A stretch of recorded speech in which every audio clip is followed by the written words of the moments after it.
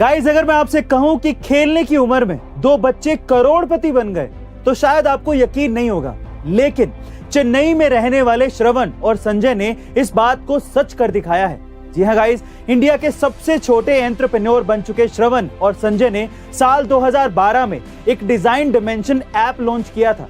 तब ये दोनों महज 7वीं क्लास और 8वीं क्लास के स्टूडेंट थे, लेकिन आज 10 साल बाद इन दोनों ने मिलकर 11 ऐप डेवलप की हैं, जिससे उनकी कंपनी गो डिजाइन की सालाना कमाई 120 करोड़ रुपए हो गई है। गाइस, इन दोनों भाइयों ने यह साबित कर दिया है कि जज्बा हो तो कुछ भी चीज नामुमकिन नहीं है। ऐसी अमेजिंग मोटिवेशनल वीडियोस के लिए शेयर, सब्सक्राइब एंड लाइक। मिलता है अगली वीडियो में। गाइस, अमेरिका में एक स्वीपर था, यानी कि सफाई कर्मचारी, जिसका नाम था रोनाल्ड ड्रिक, जिसकी मौत के बाद 2014 में यह पता चला कि उसकी कुल संपत्ति 60 करोड़ रुपए थी। जी हाँ गाइस, अब ठीक सुन रहे हैं। अब आप ये सोच रहे होंगे कि एक स्वीपर यानी कि सफाई कर्मचारी के पास 60 करोड़ रुपए कहां से आए। दरअसल ये 60 करोड़ रुपए कोई लॉटरी या चमत्कार नहीं थे, बल्कि ये रोनाल्ड ड्रिक की समझदारी थी। रोनाल्ड ड्रिक ने सिंपली अपनी मिलने वाली सैलरी में से कुछ पैसे सेव किए और कई कंपनियों में शेयर्स में इन्वेस्ट कर दिए, जिसके बाद कई साल तक वेट किया और कंपाउंड को अपना काम करने दिया। फाइनली उसकी करोड़ों रुपए की संपत्ति बन गई।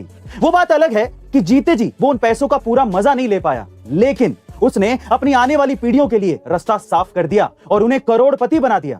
गाइस, अगर आप भी अपने पैसों को सेव करके शेयर मार्केट में इन्वेस्ट करना चाहते हैं तो डिस्क्रिप्शन बॉक्स में डीमैट अकाउंट का लिंक गिवन है। फटाफट से जाइए, अपना डीमैट अकाउंट खुलवाइए और इन्वेस्टमेंट आज से ही शुरू करिए। साल 2019 में कैफे कॉफी डे पर 7,000 करोड़ रुपए का कर्जा था और उसी के चलते कंपनी के मालिक वीजी सिद्धार्थ ने आत्महत्या तक कर ली थी, जिसके बाद उनकी पत्नी मालविका हेगड़े को कंपनी की जिम्मेदारी लेनी पड़ी थी। लेकिन तब मालविका के सामने कई चुनौतियां थी, जहां एक और पति की मौत के दुख से उबरकर अपने परिवार को संभालना था, वहीं दूसरी ओर अपनी कंपनी के कर्ज को चुकाकर कंपनी में काम करने वाले हजारों कर्मचारियों की नौकरियों को भी बचाना था। ऐसे मुश्किल हालात में कोई भी इंसान टूट जाता, लेकिन मालविका टूटी नहीं, बल्कि खुद को मजबूत किया और सिर्फ 3 साल के अंदर अपनी कंपनी के 7,000 करोड़ रुपए के कर्ज में से 5,221 करोड़ रुपए के कर्ज को अपने दम पर उतार दिया। गाइस, इसे सुनकर आज अपने आप से आप कहो कि मैं गिरूंगा लेकिन टूटूंगा नहीं। I will never quit. दोस्तों, लेंसकार्ट कंपनी के आने से पहले लोग चश्मे को एक मेडिकल डिवाइस की तरह मानते थे, इसीलिए वो बिना डॉक्टर की सलाह लिए ऑनलाइन चश्मा खरीदने से डरते थे। लेकिन लेंसकार्ट ने ये हैबिट चेंज करवा दी।